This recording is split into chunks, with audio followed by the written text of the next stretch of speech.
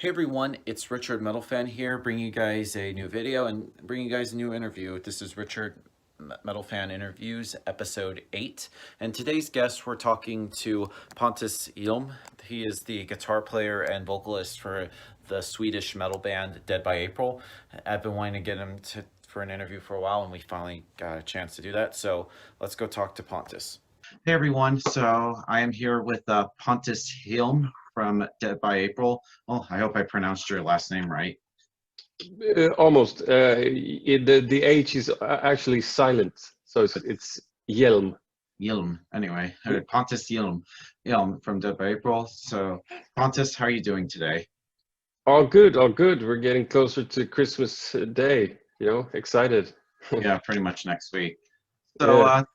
yeah, this basically the format is I'm pretty much going to go through your catalog. But before we get into that, what were the first bands that really got you into metal, and what made you want to pick up the guitar? Well, the very first riffs I played on a guitar were blues riffs, taught to me by a teacher at my school at the time. Many years ago, I think I was 13, maybe 13, something like that. And the transition to, I guess, metal was In Flames for sure. Love those guys. Called Gardenian, and they were cool. Sorry about that. All good. And a few others, but I guess the art itself and the songwriting is Michael Jackson. Hell yeah, I love the King of Pop. Yeah, definitely. Yeah, and so how did Dead by April form? I guess you guys formed in 2007. Yeah, it was me and Jimmy basically, and we just spontaneously started recording songs in my studio, and we wanted to write metal songs with pop, or rather influences from music that we loved ourselves, and we listened to everything literally. And so that's what we did, and the response was amazing. However, we realized, okay, we need to create a band out of this. So we started looking for members, and I declared very early that I don't want to be a member. I just want to be part of this writing songs and producing, if you like, but I'm not gonna be on stage, man. That's not for me. And that was the case for, I guess, about a year, something like that. And then I was persuaded to actually join as a member on stage as well. And so the rest is history, I guess. Yeah, and then I remember there was like that we recorded some demo versions of some of the songs that would later end up on the debut album. And I think some of those demo versions are pretty much all equally, if not better than some of the final versions. But I think that both versions kick ass on this album. And my opinion, I think this is my favorite album from you guys.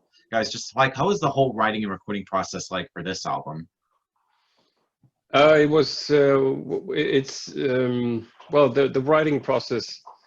It's mainly me writing lyrics and melodies and riffs and producing on my own, and Jimmy would join here and there on a few songs, and then we on that album we used a producer. I barely remember his name. It's probably on there. Henrik Edenhed, I think. Hang on. But yeah, Henrik Eden, you're right. Yeah, just as you mentioned, it was weird. We fell in love with our demos, I guess. So we anticipated the final result to be way better than our demos, and we didn't think the album actually was better than our demos, and that was a disappointment. So, but yeah, it is what it is. Yeah, it's like still a great album. Like I love the songs like Angels of Clarity, Losing You, which is pretty much your biggest hit, like Promise Me. Like I really wish you could, like from YouTube videos I've seen, you could play more songs from this album live. Especially one song I would love to see you play live is the song Carry Me, which I believe has never been played live. No, we have actually rehearsed it a few times, and you know, there are so many songs we've tried, you know, that we love to listen to, and we even say to we need to play this song live. It's going to be awesome, and then we rehearse it, and we're just not feeling it. Some songs are even so utterly boring to play live, so we just no, because we need to be able to deliver, you know, a certain amount of energy and a honest feel to it as well. And Carry Me, I love that song personally, but I don't think it's, I think we decided not to play it live because it's one of those kind of mood killers on a live show. Right, and I feel like there's like different like emotions. Like a song like Angels of Clarity is different from a song like A Promise or Sorry for Everything. I feel like there's like a lot of like moods and emotions with this album, like all the songs. Yeah, there are a lot of different songs, like a broad variety to the songs on that album, definitely. Yeah. And that was important, and is always important, I think, to have a variety to your songs and don't make them sound too repetitive while at the same time staying within your, I guess, your sound. Right. And still develop. It's a challenge, but it's a fun challenge. Right. So is there usually like a formula that you guys stick with, or you want to try to like experiment with your sound? Well, no, it's not so much a formula. I mean, at least I don't analyze my songwriting that way.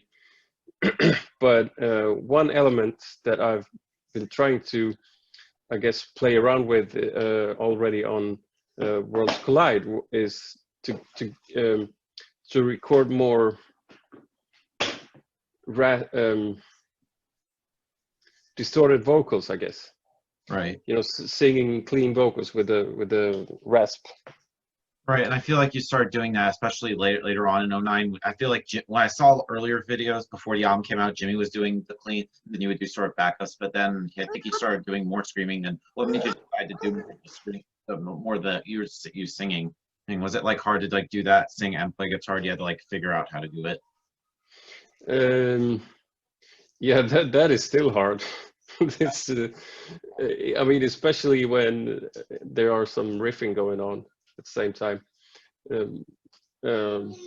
And we usually, if something gets too, I guess, hard, we just change it, you know. Can you do, or even if because obviously it's not the same as, you know, singing live as singing in the studio. Right. Because you need to sing continuously for an hour, and you need to deliver a show on top of that. So we usually shift over some clean vocals, so to speak, on the growler. And in this case, it's Stoffa. But yeah, we've done that throughout the years to save energy, and it works. It's you know, it's good. Yeah, and then you sort of toured on the first album for a little bit, but it was around 2010 where you sort of left the band, but you still wanted to be a songwriter. Was you kind of like burn out from like touring and stuff, or you just wanted to focus on the songwriting? Well, there was a lot of fighting going on back then within the band. It was a lot of fighting, a lot of conflicts, and I just decided that I'm not happy here. This is not a good place for me to be. And so I started to explore my own songwriting, but for other artists, and even writing with other songwriters for other artists globally, which I did for a while. And but I just remember feeling that I guess my heart belonged to Dead by April, and Right. writing and producing for Dead by April. So I wanted to find my way back, and eventually that was the case. Right. And like as a writer, do you need to be like in how's like songwriting process right go for you guys? Like do you need to does something like come to mind with like vocally or musically? Like how does the songwriting process go with you guys? Sorry, it's our son here, but yeah, it can start with anything. It's mainly me writing, so I might as well I can be on the tram or on the way to the gym, and a melody pops up, or a lyric, like a Right. sentence or something like that, and I just have to instantly record it. Or I can just some days I just sit down in the studio and start writing, like almost on demand like that. But it doesn't work always, and it can, or just like on the piano, or start messing around with some drum loops, or so it's very spontaneous. Right. Right. And then we go into your second album, Incomparable, which hard to believe next year will be 10 years since this came out. Yeah. And this is also the first album with the Zandro Santiago. Like how did you get Zandro in the band? It was mainly because we needed someone to do the clean vocals. Right. And I mean, I could do them, but I didn't want to. I didn't feel comfortable with it, and so we started looking around, and we thought, let's try this guy. And I kind of knew him since before, so it was kind of a natural choice. Right. And I think he sounds good. I mean, on that album, it sounds good. Yeah. Yeah. And on this version I have, you actually had re-recorded like some of their old demos, like Painting Shadows and Hateable. What made you decide to like redo some songs that you've already done in like the early like demos from like 2008? Yeah, I think the ambition was to actually have those songs included on the first album, but they didn't make it. So, and we still loved those songs, so we said let's try and get them on the Incomparable album, and yeah, we did. So, yeah. Right. Right. And so, and also, what was like the whole like touring experience like how was it like coming from the first album to Incomparable? Well, because usually like the second album, it's usually like a lot of pressure. Was there like pressure coming writing or following up from the first album to Incomparable? No, I've never felt any pressure from anyone or anything on writing songs, other than myself. I mean, I'm my own worst critic, but I've never felt, I'll write an album, deliver it, and then I move on, so to speak, songwriting wise. Right. And in some sense, I guess I try to top the latest album or the latest song in a way. I mean, it's not entirely comparable like that, because obviously some songs differ. They can be more slow or mid-tempo or up-tempo. So, but yeah, I don't analyze it too much, because then I think you can kind of destroy the creative art of it. Right. Right. And was that after this album, Jimmy got kicked out of the band, and then then you got Stoff in the band. Like how'd you get to hook up with Stoff? That was our bass player, Marcus Veslin. I don't know. I think he kind of knew him like from when he was younger and played in a few demo bands or whatnot. And I think Stoffe was a stand-in or in his old band. What's it called? By Nights. Yeah. So they kind of knew each other, I think, and we listened to his growl, and yeah, sounded good. So let's go with this. Yeah, and then of course you released in 2014, "Let the World Know." No, it's another good album. But when Stockbridge joined the band, did you like have him listen to self-titled and probably be like, "This is what you need to do," or did you want him to bring his own mix to Dead by April? Let me see if I can recall anything like that. I just think we just recorded, and it's important that because I think you can't come in and kind of be the other guy that got kicked out or left for whatever reason. I think it's important that you come in and you do your own thing. Right. Because otherwise it's going to be weird. And Yeah. So we just recorded. We tried to do what we do with all instruments, just make them fit the song as good as possible. Right. So yeah. Right, and it was also the last album with Alex and Zandro. When they did you feel like something was? I feel like something was coming around that time, or did you feel like they were kind of like distant from what you guys were doing? Sorry, can you say that again? Like it was also like this album was the last album with Alex and Zandro. Yeah. I think they pretty much left that same year. Did you feel like they wanted to do something different? If I wanted to do something different. Yeah, if they want to do something different when Alex and Zandro left, they pretty much left after this album came out. Yeah, I don't. I think they. Let me. It's a long time ago. I think Sandro left because he didn't like metal. Yeah. And which is kind of weird in itself. But I'll let you and others judge. Yeah. Stuffy eventually went to rehab, I think, and that's official. Try to get there. Yeah, and I have no idea what they're doing today. Yeah. So I was also curious, how did you hook up with Marcus Rossell, who replaced Alex? Yeah, Rossell is such an awesome guy. He was a stand-in 2011 because. Wow.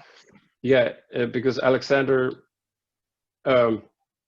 he canceled on his own accord a tour 48 hours before we were supposed to leave.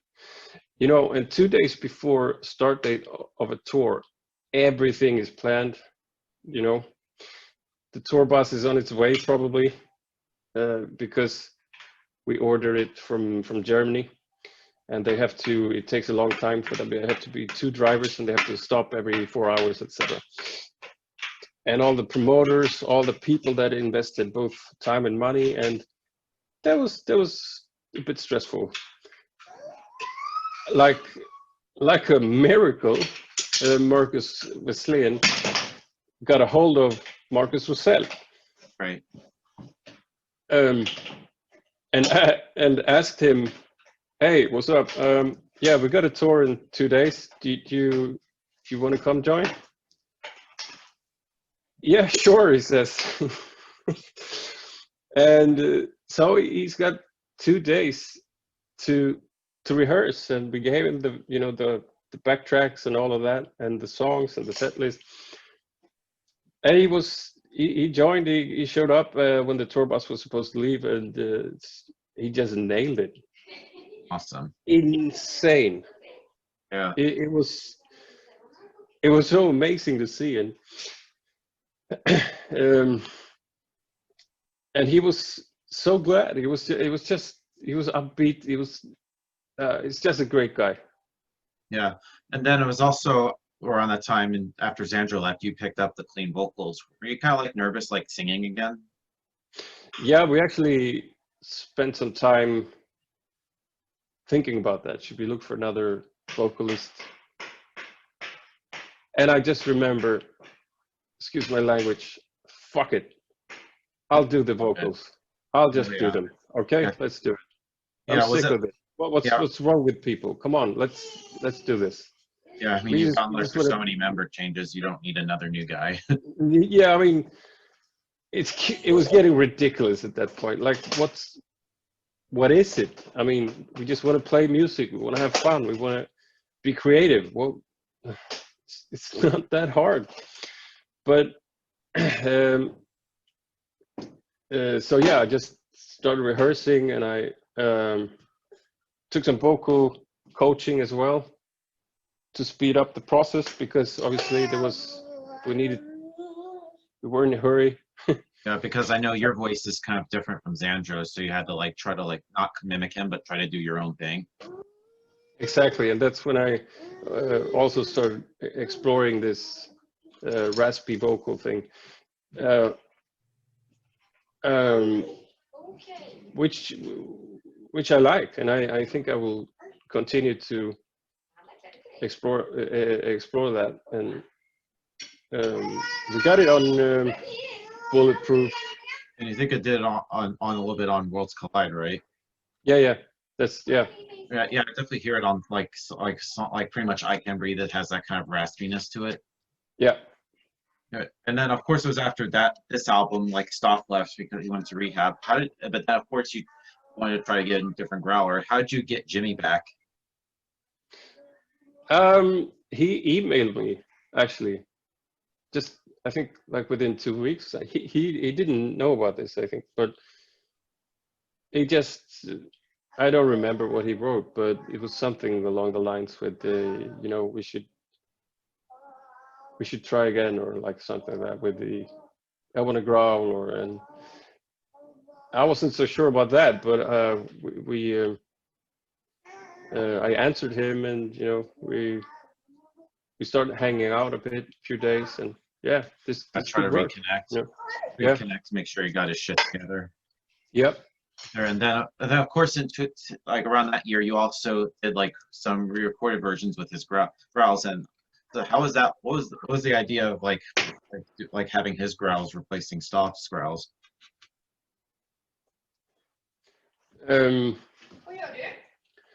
I think, I don't know. They sound quite different, I think. Stoff and Jimmy. I guess Jimmy's growls are a little bit thicker. Yeah. Angrier, if you will. Yeah, I could definitely hear it tone-wise. Yeah. But that's just my personal preference. I mean, someone could argue the opposite, of course, but I don't. It's we just started recording, and it's back to the roots, I guess. Yeah, and also like he also did like some acoustic versions of some of the songs, and I love how the acoustic version of For Every Step, where you sing it instead of on the original, it's Tommy Korberg, if I'm saying last name right. Yeah, sure, buddy. Whatever. Oh, good. But those acoustic versions are great. What made you decide to do like acoustic versions? Some songs are fit to sound really good in an acoustic version. Yeah. Not every song, but the ones that do, we usually try to explore them like that, because I don't know, they get a different feel, maybe even a deeper meaning in some sense. And I'm very fond of live strings and like the acoustic format overall. I like that. Yeah, and then of course you in that year you also did a cover of Linkin Park's "Numb," which I Yeah, think is a great cover. It obviously was a tribute to Chester Bennington. What made you decide to do that song in particular?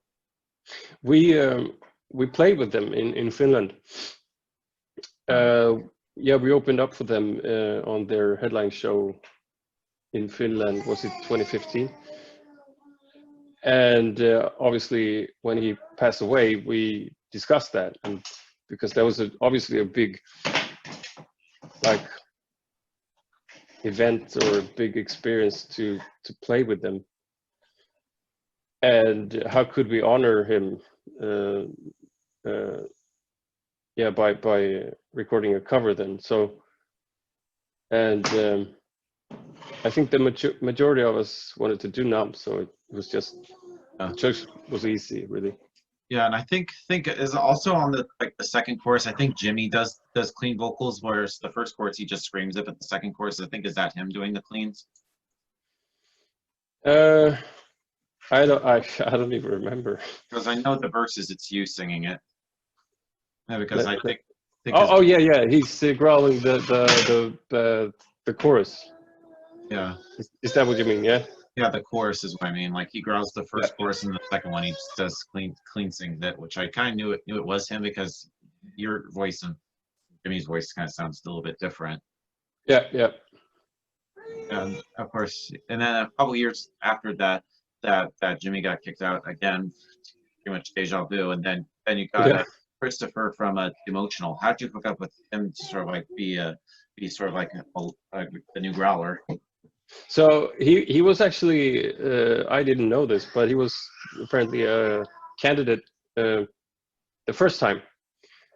Well, Oh, wow. but when it was it became Stoffe instead. But so and so it was just natural to ask him now and follow up on that, I guess. Right.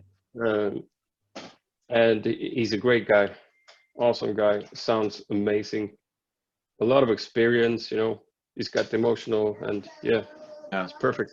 Yeah, and I think it's a great fit. Like, is he actually in the band, or he just gonna take it one step at a time? No, he's in the band. He's Wow, a he's member. like Yeah, doing double duty with two bands. And then yeah. of course you released your latest single, "Memory," which I think is a great song. How was like that whole writing recording process like for that song? It took some time, but the latest is "Let It Go," the cover. Is But the cover from the movie Frozen, which is a yeah, good yeah. movie. But so the latest original is "Bulletproof," but "Memory" was released in April. Yeah. I'm glad you weren't dead when you made it. Yeah, but it was. Look, I don't even remember the process. It took some time. I remember it took some time, and I wanted it to, you know, take time as well. But I guess it was the usual process, Right. if that makes sense. Yeah. Anyway, it's a great song. And I also heard the cover. It's really great. Oh yeah, let it go. Yeah, exactly. That was a lot of fun to record, actually. Yeah. I didn't think I was gonna hit those high notes, but yeah, I had to rehearse a few days. But yeah. Sounds killer. So anyway, just before we go, I just wanted to thank you for interviewing. Was an awesome time. Is just anything else you would like to promote? I mean, obviously, thanks to a certain virus that shall not be named, touring's pretty much out of the equation. But once this is all said and done, hopefully we get to see you out on the road. Is there ever a chance Dead by April will play in the U.S.?